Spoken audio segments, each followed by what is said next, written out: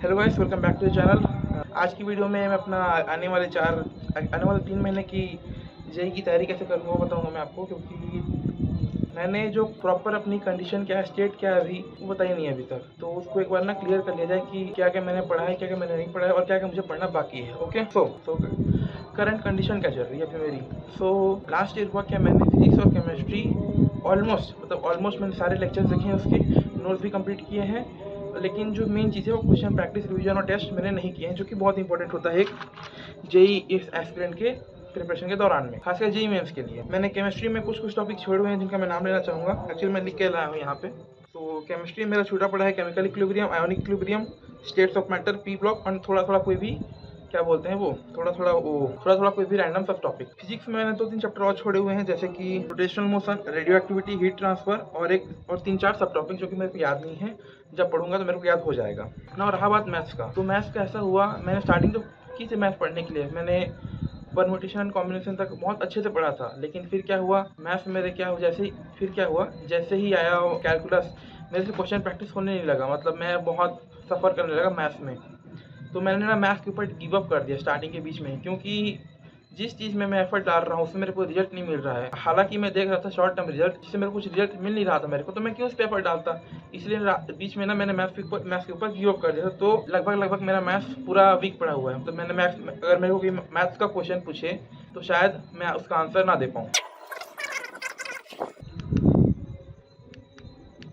मैं क्या बोल रहा था, फटाफट मैं क्लियर करता हूँ। तो मैथ्स में मेरा स्ट्रेटेजी ये रहेगा कि मैं फटाफट जो भी इंपॉर्टेंट चैप्टर्स हैं जिसमें मैं कम पढ़ाई करके ज़्यादा नंबर ला सकूँ, उनमें से कुछ इंपॉर्टेंट टॉपिक जो मैं करने वाला हूँ वो है vectors, 3D geometry, straight line, circles and पूरा calculus like limits, continuity, differentiability, then differentiation, then differential calculus, then integration, definite integration, application of derivatives, area under curve, ये सब। देन कुछ छोटे मोटे टॉपिक्स होंगे जैसे कि matrices, determinants and sequence and series, क्योंकि ये तीनों मेरे को थोड़ा इजी लगते हैं। मेरे को परम्यूटेशन एंड कॉम्बिनेशन प्रोबेबिलिटी मेरे दिमाग में घुसता नहीं है। मैथ्स में क्या है, अगर मैं 30 से 40 मार्क्स ले आता हूँ तो मेरा जो है 96 से 98 परसेंटाइल कहीं नहीं जा रहा है, क्योंकि मैथ्स में क्या है, एनटीए वालों ने मैथ्स को बहुत बड़ा कर दिया, जो कि आपको हर टीचर ने बताया होगा। मैथ्स बहुत डिफिकल्ट आ रहा है पिछले 3-4 सालों से एनटीए के द्वारा जो पेपर बनाए जा रहे हैं वो लोग। नाउ रहा बात अब क्वेश्चन प्रैक्टिस कैसी होगी फिजिक्स एंड केमिस्ट्री में, तो मैं उठाऊंगा पहले डीपीपीस, लाइक जो सर लोग देते हैं या थोड़े बहुत जो भी क्वेश्चन होमवर्क वगैरह रहते हैं वो इसलिए मैं उठाऊंगा क्योंकि मेरे को करना है क्वेश्चन प्रैक्टिस। लाइक मेरे को अपना इंजन गर्म करना है, किक स्टार्ट देना है अपने बाइक को, ताकि मैं फॉर्मूला लगा पाऊँ, क्वेश्चन सॉल्व कर पाऊँ। उसके लिए मैं यूज़ करूँगा डीपीपीस, जो कि काफ़ी थोड़ी ईजी होते हैं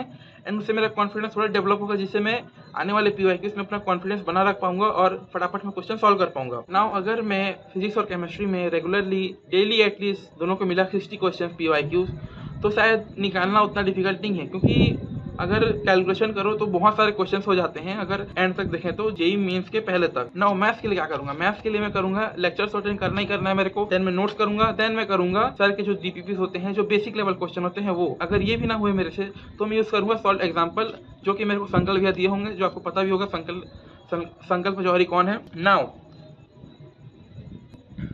ओह माय गॉड, क्या फटाफट बोल रहा है। अगर अब आया मैथ्स का बात, मैं सॉल्व एग्जांपल देखूंगा, देन डीपीपीस लगाऊंगा, देन लगाऊंगा प्रीवियस ईयर। और जो क्वेश्चन मेरे से नहीं होते हैं उनको मैं नोट करूंगा डाउट कॉपी में, जो कि मेरे पास ऑलरेडी पड़ा हुआ है। मेरे पास कई सारे क्वेश्चन पड़े हुए हैं जिनसे मैं रिवाइज करूंगा। उनके बारे में आने वाले जो पॉइंट है उनमें बात करूंगा कि मैं रिवीजन कैसे करूंगा ना। रहा बात रिवीजन का, रिवीजन के लिए हम यूज करेंगे जो क्वेश्चन मेरे से हुए नहीं थे, जो क्वेश्चन मेरे को डिफिकल्ट लगे थे, वो क्वेश्चन से मैं रिवाइज करूंगा, जिससे मेरा जो कॉन्सेप्ट है, जो मेन हिटिंग पॉइंट है, जो मेरे को वीक बनाता है, उसको मैं स्ट्रेंथन कर लूंगा। नेक्स्ट यूज करूंगा मैं शॉर्ट नोट्स मेरे बनाए हुए हैं ऑलरेडी पिछले साल के, बट इस साल मैं वापस शॉर्ट नोट्स बनाऊंगा, क्योंकि शॉर्ट नोट बनाने से काइंड ऑफ तुम्हारा चैप्टर का पूरा रिवीजन हो जाता है। अगर कोई चैप्टर में भूल गया हूँ तो मुझे उसको अच्छे से याद करना है, तो मैं इस करूंगा रिचर्ड फेनमैन की टेक्निक, जिसके बारे में मैं आने वाले कुछ वीडियो में उसके बारे में बात करूंगा। रिचर्ड फेनमैन टेक्निक के बारे में साफ साफ बताऊं थोड़े कम शब्दों में, तो वो होगा कि मैं कोई भी कॉन्सेप्ट को एक कोरे कागज पे लिख पाऊं बिना उस चैप्टर के नोट्स को देखे। तो इससे क्या होगा, मेरी प्रॉपर जो अंडरस्टैंडिंग है उस चैप्टर को लेकर वो बहुत बहुत बहुत बढ़ जाएगी। नाउ बात आती है टेस्ट की जो मेरी फ्रीक्वेंसी होगी 1 इन अ वीक।